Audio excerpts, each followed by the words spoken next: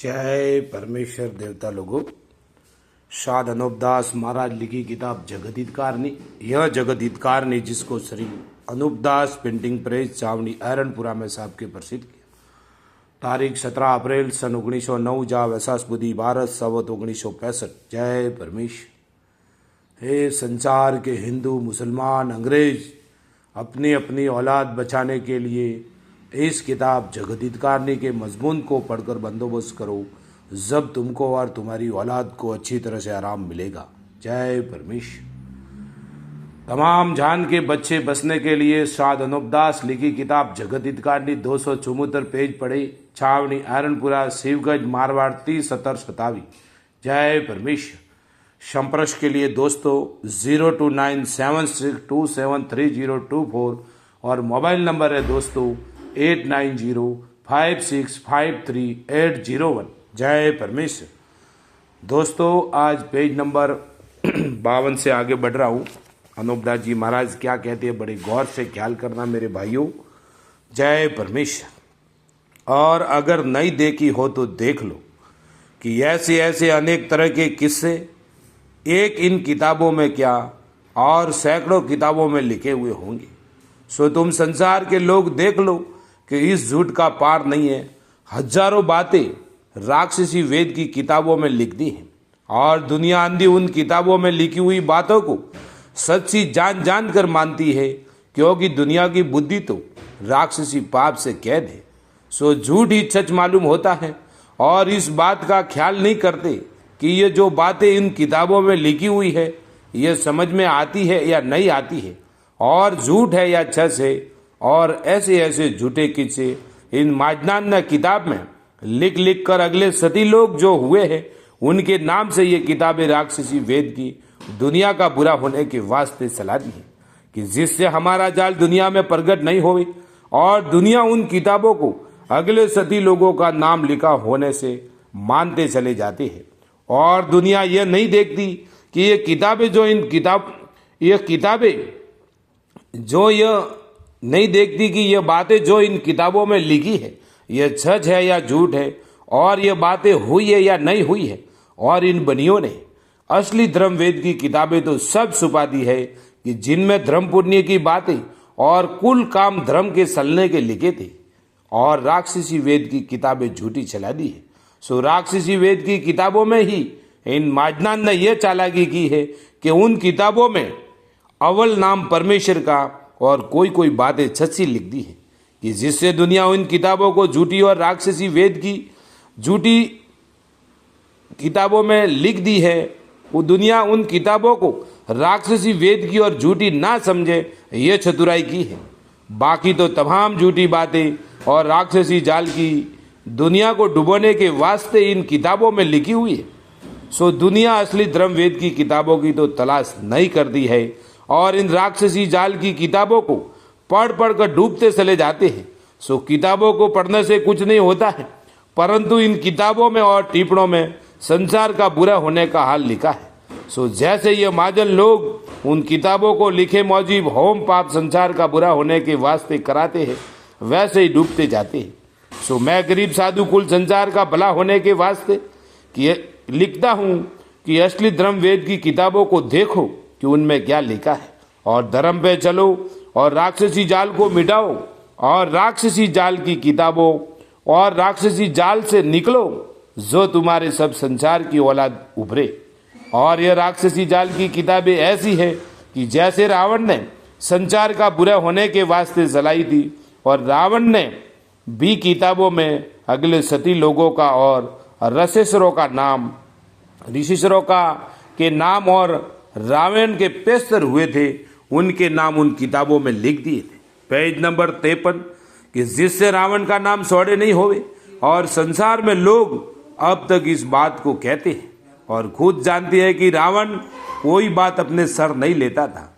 उसी तरह से इन सौदागर माजनान ने भी इन राक्षसी जाल की किताबों में अपना नाम नहीं लिखा है, जिससे इनका नाम संसार में सौड़े नहीं आवे।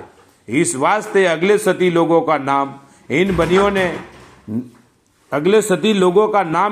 ने लिख दिए है, और रावण ने असली धर्म पुण्य के वेद की किताबें तो छुपाई थी। सो रावण के वक्त में तो रामचंद्र जी सरी के और कंस के जमाने में श्री कृष्ण सरी के लोगों ने इस राक्षसी जाल की किताबों को और टीपड़ों को पानी में डुबो दिए और गला दिए और दुनिया में से इन किताबों का नाम ही मिटा दिया और असली धर्म पुण्य वेद की किताबें दुनिया में चलाई।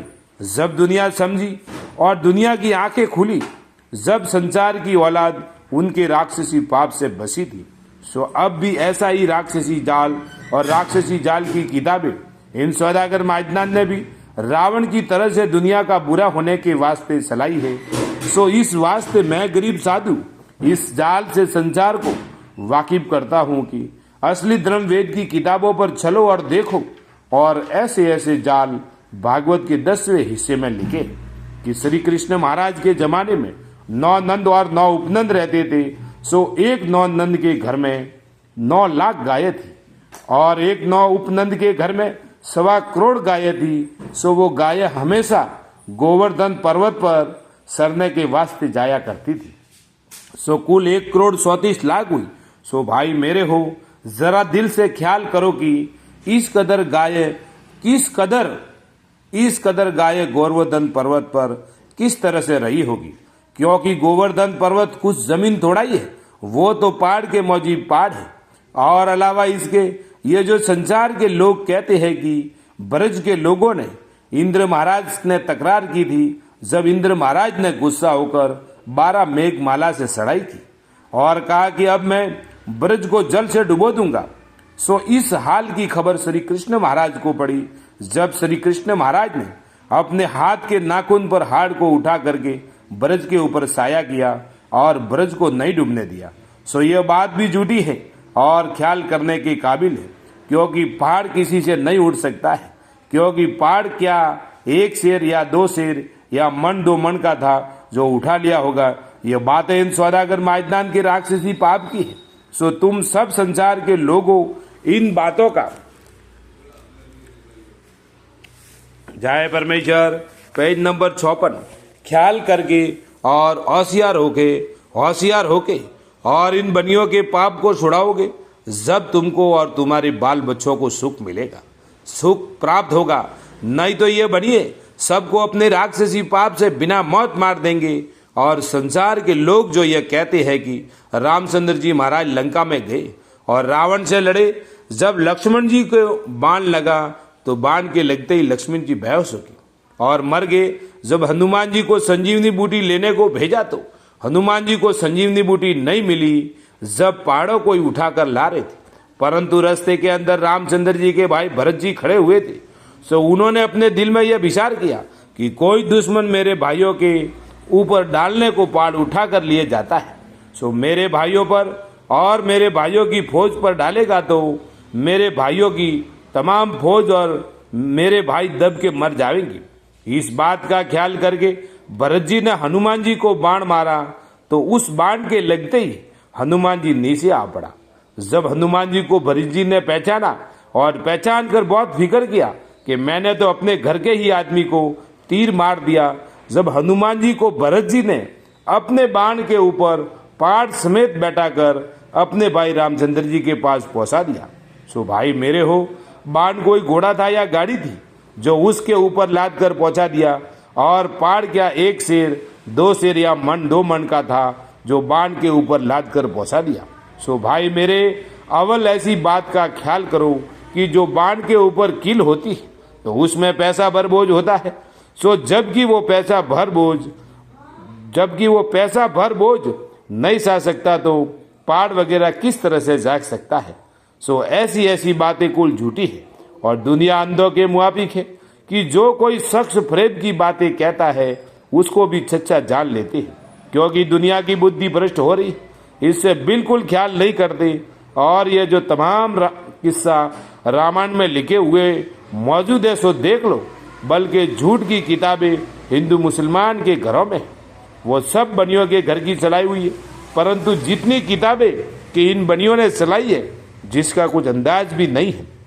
और अपन हिंदू मुसलमान के हाथों में पकड़ा दी और आप अलहदा के अलहदा रह गए कि जब कोई झूठ की किताबों का हाल दरियापद करेगा तो हम बनियों से कोई भी दरिया पर नहीं करेगा तो इस वजह से हिंदुओं के और मुसलमानों के और अंग्रेज के बच्चे और औलाद मारी जाएगी और हम तो बचे के बचे रहेंगे। परंतु अपने हिंदू मुसलमान और अंग्रेज वगैरह के बुजुर्ग तो भक्त हो गुजरे हैं, सो मालिक की भक्ति करते थे, इससे भगत लोग अब तक मशहूर है। जय परमेश्वर देवता लोगों। दोस्तों कल पेज नंबर 55 से आगे चालू होगा शायद अनूपदास महाराज लिखी किताब जगत हितकारिणी। यह जगत हितकारिणी जिसको श्री अनूपदास पेंटिंग प्रेस चावनी आयरनपुरा में साहब के प्रसिद्ध किया। तारीख 17 अप्रैल सन 1909 जहाँ वैसाख बुद्धि भारत संवत 1965। हे संसार के हिंदू मुसलमान अंग्रेज और सातों आठों विलायतों के बादशाह।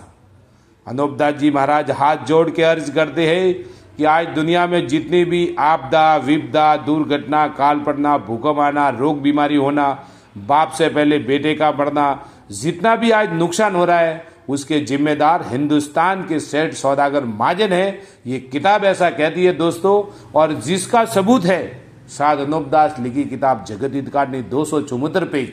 संपर्क के लिए दोस्तों 02976273024 और मोबाइल नंबर है दोस्तों 8905653801।